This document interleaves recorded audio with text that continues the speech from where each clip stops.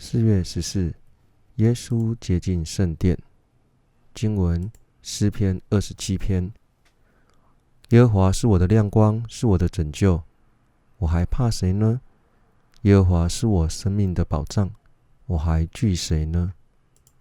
那作恶的就是我的仇敌，前来吃我肉的时候，就有半跌扑倒。虽有军队安营攻击我，我的心也不害怕。虽然兴起战争攻击我，我仍旧安稳。有一件事我曾求耶和华，我仍要寻求，就是一生一世住在耶和华的殿中，瞻仰他的荣美，在他的殿宇里求问。因为我遭遇患难，他必将我隐藏在他的帐篷里，把我藏在他帐幕的隐秘处，将我高举在磐石上。现在我得以昂首，高过四面的仇敌。我要在他的帐幕里欢然献祭，我要唱诗歌颂耶和华。耶和华啊，我呼求的时候，求你垂听我的声音，求你怜悯我，应允我。你说，你们当寻求我的面。那时我的心向你说，耶和华啊，你的面我正要寻求。求你不要转脸不顾我，不要发怒赶逐你的仆人。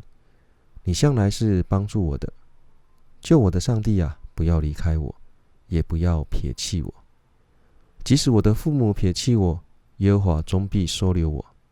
耶和华啊，求你将你的道指教我，因我仇敌的缘故，引导我走平坦的路。求你不要把我交给敌人，遂其所愿。因为妄作见证的和口吐凶言的都起来攻击我。我深信在活人之地必得见耶和华的恩惠。要等候耶和华，当壮胆，坚固你的心，要等候耶和华。马太福音21章12节到17节。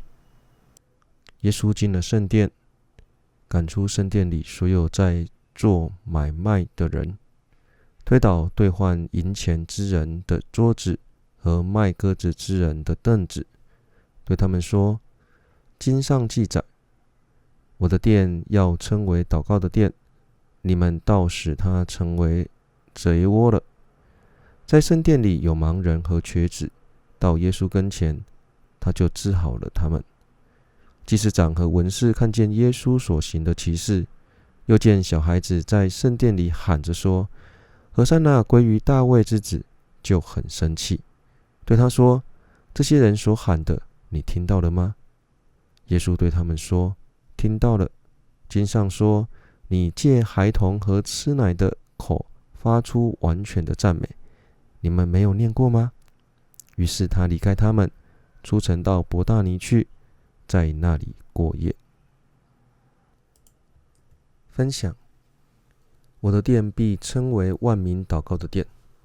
想象一下，所有民族、所有背景的人聚集在同一个地方，一起向那位爱他们的创造主祷告，在崇拜与赞美中合为一。但你们使他成了贼窝。一位平民百姓想亲近神，所面对的阻碍不只是自己的罪，还有那些在圣殿里做生意，把献祭用的鸽子哄抬到原价数倍的商人。最终，耶稣的牺牲会拆除所有阻隔神同在的墙。当耶稣在圣殿里大动作的赶人，不是为了报复或羞辱那些商人，而是要把那些让人更难接近上帝的东西清除干净。因为圣殿原本就是万民敬拜的地方，是人们与上帝亲近的空间。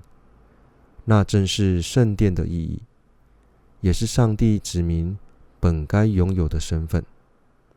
如今，我们就是上帝的殿，是他圣灵居住的所在。我们聚在一起，就是一座为万国万民设立的祷告之屋。上帝接近我们，关心我们，是为了我们的益处，也为了这世界能得着他他的爱与救恩。祷告，圣父、圣子、圣灵，我愿将自己全然献上。父上帝啊，求你鉴察我，知道我的心思。耶稣啊，看看我里面是否有任何得罪你的地方，并引导我走永恒的道路。圣灵啊，请来，在我生命中安然居住。祷告奉主耶稣基督的名，阿们。反省一，当你向上帝祷告，求他鉴察并完全认识你时，你会想到什么呢？有哪些感受浮现？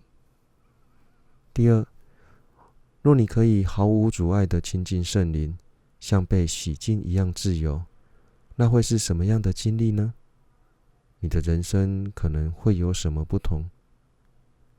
第三，想想那些让你感到与上帝或者教会的人疏离的原因，会不会其中有些其实是上帝正在邀请你放下，他要为你拆除的障碍呢？